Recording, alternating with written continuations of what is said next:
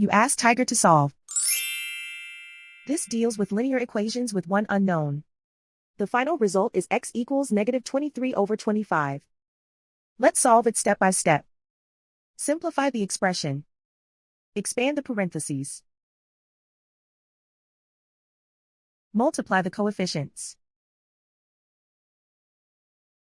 Simplify the arithmetic.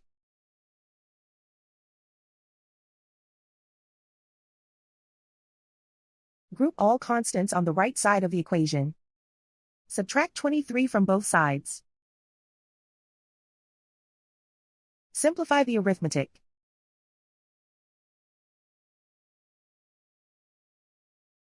Isolate the x. Divide both sides by 25. Simplify the fraction. And so the final result is x equals negative 23 over 25.